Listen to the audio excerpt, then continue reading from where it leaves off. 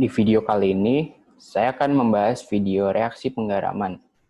Kali ini, saya akan menjelaskan reaksi penggaraman, reaksi ke-11 dan 12. Untuk reaksi penggaraman lainnya, bisa langsung dilihat di web pembelajaran kami. Di reaksi ke-11, itu rumusnya garam La ditambahkan dengan asam Hz, menghasilkan garam Lz, dan asam Ha. Di reaksi ke-11 ini, ada dua keterangan yang harus kita ketahui, dan tentunya harus kita hafal. Yang pertama, garam La merupakan garam-garam yang mudah larut dalam air atau larut dalam asam Hz.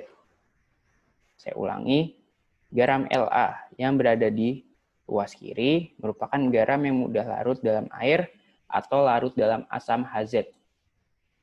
Lalu, garam Lz atau asam Ha yang berada di ruas kanan, salah satunya harus sukar larut atau terurai. Ataupun asam Ha wujudnya adalah gas.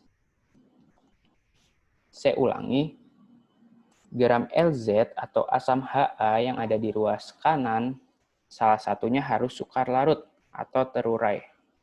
Ataupun asam Ha wujudnya adalah gas. Untuk reaksi ke-11 ini, wajib dihafalkan. Wajib dihafalkan untuk asam-asam yang mudah terurai.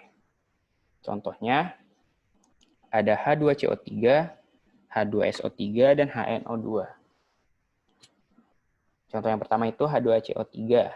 Dia akan menghasilkan H2O liquid plus CO2 gas. Langsung masuk ke contoh soal. Soal yang pertama, larutan natrium karbonat dengan larutan asam klorida. Larutan natrium karbonat atau Na2CO3 aqueous dan larutan asam klorida atau HCl menghasilkan 2 NaCl plus H2CO3. Larutan natrium karbonat atau Na2CO3 itu sebagai garam La yang sifatnya aqueous, dan larutan asam klorida atau HCl itu merupakan asam Hz, menghasilkan garam Lz. Garam Lz itu adalah NaCl. Untuk menentukan garam Lz ini harus kita ketahui awalnya dari garam La. L ini merupakan Na. Zt itu adalah Cl, sehingga menjadi NaCl. Lalu ditambah asam Ha. Asam Ha di sini adalah H2CO3. H2CO3 itu kan asam Ha, sehingga kita harus tahu Ha. Di sini A-nya itu adalah CO3 dan H-nya adalah A-nya itu CO3 dan H-nya itu adalah H. Yang menghasilkan asam Ha-nya adalah H2CO3. Pada reaksi ini, H2CO3 itu adalah asam yang mudah terurai. Dia ada di bagian gambar ini. Asam yang mudah terurai. Sehingga harus dipecah H2CO3 itu. Dia dipecah menjadi H2O liquid plus CO2 gas. Sehingga dipecah. Sebagai yang saya stabilokan ini. Pada contoh soal nomor 1 ini, reaksinya itu bisa terjadi. Mengapa? Karena garam La yang berada di sebelah kiri ini, pada bagian ruas Na2CO3 dan HCl ini, keduanya itu mudah larut dalam air, yang wujudnya adalah aqueous. Aqueous nih, dua-duanya aqueous. Lalu yang ketiga, itu 2 NaCl plus H2O plus CO2. Kenapa dia memenuhi syarat? Karena pada asam klorida itu dia itu memiliki sifat, maksud saya, dia itu terurai. H2CO3-nya terurai menjadi H2O liquid plus CO2 gas. Sehingga dia dapat bereaksi karena memenuhi syarat, yaitu terurai. Oke, lanjut ke nomor 2. Larutan barium nitrat sebagai garam La atau BaNO3 2 kali dan larutan asam sulfat H2SO4 sebagai asam Hz. Dia akan menghasilkan BaSO4 wujudnya solid plus HNO3 yang wujudnya aqueous. BaSO4 itu adalah garam Lz.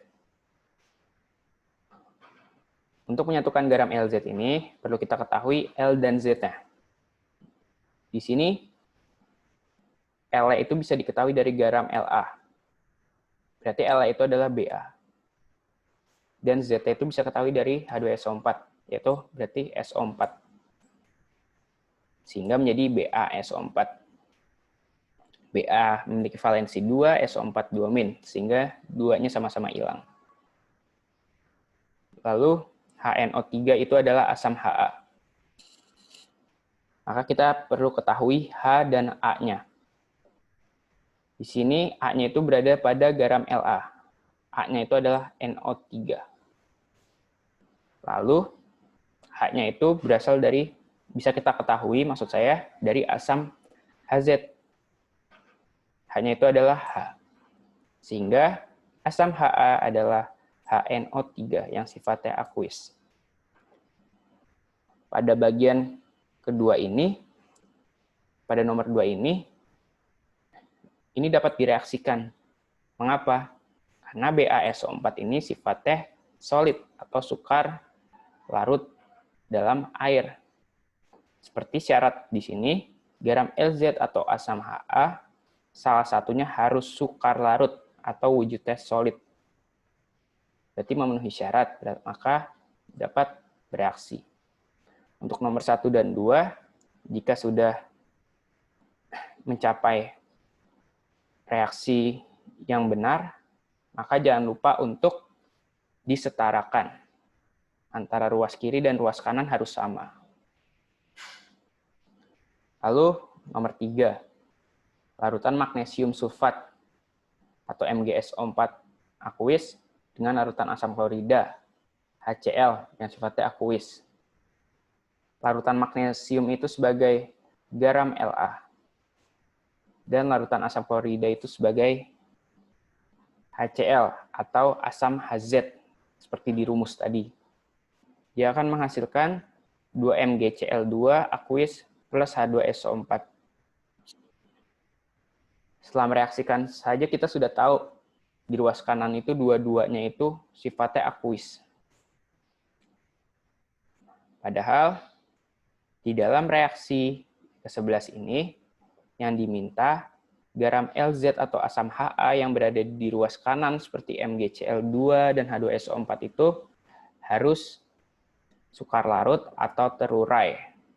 Namun di sisi kanan ini dua-duanya itu aqueous atau larut dalam air, sehingga reaksi ini tidak bisa terjadi.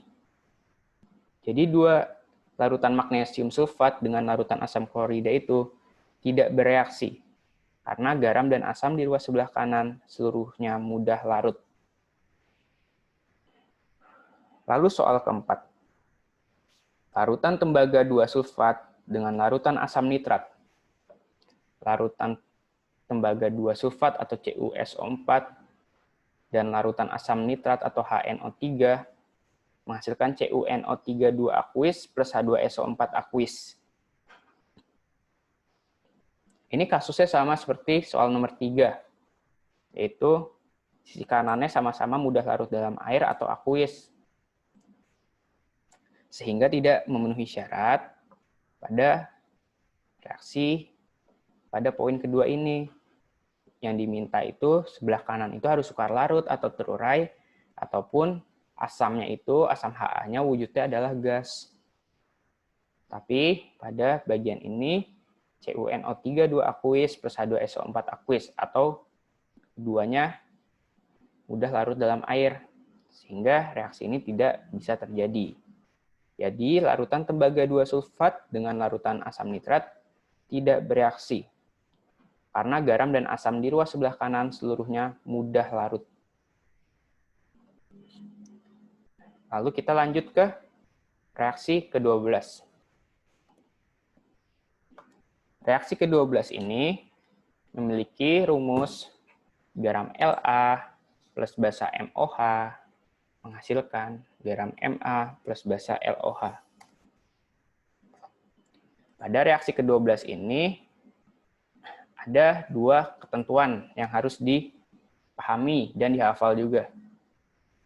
Garam La dan basa MOH yang berada di ruas kiri itu harus larut dalam air. Saya ulangi, garam La dan basa MOH di sebelah kiri harus larut dalam air, atau wujudnya harus aqueous. Lalu, poin yang kedua, garam Ma atau basa LOH yang berada di sisi kanan, salah satunya harus sukar larut atau terurai. Saya ulangi, garam Ma atau basa LOH salah satunya harus sukar larut atau wujudnya solid atau terurai. Yang dimaksud terurai itu yang saya beri keterangan wajib dihafalkan. Pada reaksi ke-12 ini, yang mudah terurai itu adalah basa. Basa yang mudah terurai ada 4, yaitu NH4OH, CuOH 2 kali, 2AgOH, dan HgOH 2 kali. Langsung masuk ke contoh soal. Larutan magnesium sulfat dengan larutan kalium hidroksida. Larutan magnesium sulfat atau MgSO4 direaksikan dengan larutan kalium hidroksida atau KOH menghasilkan K2SO4 plus MgOH 2 kali. MgSO4 atau magnesium sulfat ini sebagai garam La. Kalium hidroksida itu sebagai basa MOH. Sehingga menghasilkan garam Ma dan basa LOH. Garam Ma-nya itu adalah K2SO4 dan basa LOH-nya itu MgOH 2 kali. Untuk mengetahui menghasilkan K2SO4 plus MgOH 2 kali ini harus dilihat di sisi kiri. Garam Ma, maka perlu kita ketahui M dan A-nya. A-nya bisa diketahui dari garam La. A-nya adalah SO4 dan M-nya adalah K yang berada di basa MOH. Sehingga menghasilkan K2SO4 yang sifatnya aqueous, dan basa LOH harus kita ketahui L dan OH-nya. L adalah Mg, lalu OH yang berada di basa MOH. Sehingga disatukan menjadi MgOH 2 kali yang sifatnya solid atau padatan. Nomor 1 ini memenuhi syarat karena garam La dan basa MOH yang berada di ruas kiri, dua-duanya itu larut dalam air atau sifatnya aqueous keduanya. Lalu menghasilkan garam Ma plus basa LOH. Pada garam Ma dan basa LOH ini berada di ruas kanan, salah satunya harus sukar larut atau terurai. Di sini memenuhi syarat karena MgOH2 ini solid, sukar larut. Sukar larut maka kita wujudkan sebagai S atau padatan solid. Lalu kita ke nomor 2. Larutan tembaga 2 nitrat dengan larutan kalium hidroksida. Itu kita ketahui larutan tembaga 2 nitrat adalah CuNO3 2 kali.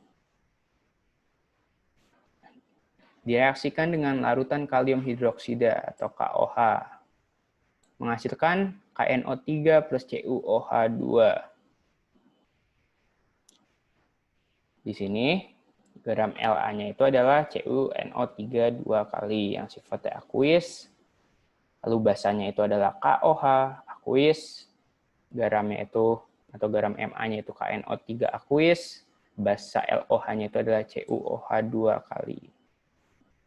Sama, untuk menghasilkan KNO3 plus CuOH 2 kali, kita harus tahu dulu ini adalah garam Ma. KNO3 itu adalah garam Ma-nya. Sesuai dengan rumus yang di atas. Maka kita harus mengetahui M dan A-nya. A-nya kita ketahui dari garam La, yaitu NO3. Lalu M-nya itu berasal dari basa, MOH atau K. Sehingga menjadi KNO3 yang sifatnya aqueous. Basa LOH, maka kita juga sama harus mengetahui L, yaitu Cu, yang berasal dari garam La. Lalu OH-nya itu berasal dari basa MOH, kita ambil OH-nya. Jadi CuOH 2 kali. Pada nomor 2 ini, CuOH 2 kali ini, yaitu basa yang mudah terurai, sehingga dipecah menjadi CuOS plus H2O liquid. Setelah itu, setelah dipecah, maka ditulis kembali. CuOH 2 kalinya dipecah. Lalu hasil akhirnya seperti ini. Untuk nomor 2 ini, mengapa dapat disebut bereaksi? Karena pada CuOH 2 kali ini, basa LOH-nya itu terurai. Seperti keterangan di poin nomor 2 ini, garam Ma atau basa LOH salah satunya harus sukar larut atau terurai. Di sini CuOH 2 kalinya terurai, sehingga dapat bereaksi. Oh ya, untuk nomor 1 dan 2, setelah mengerjakan, jangan lupa untuk disetarakan antara ruas kiri dan ruas kanannya. Oke, kita lanjut ke nomor 3. Larutan kalium sulfat dengan larutan natrium hidroksida. K2SO4 aqueous atau kalium sulfat atau garam La direaksikan dengan larutan natrium hidroksida atau NaOH yang adalah basa MOH menghasilkan Na2SO4 aqueous plus 2 KOH aqueous.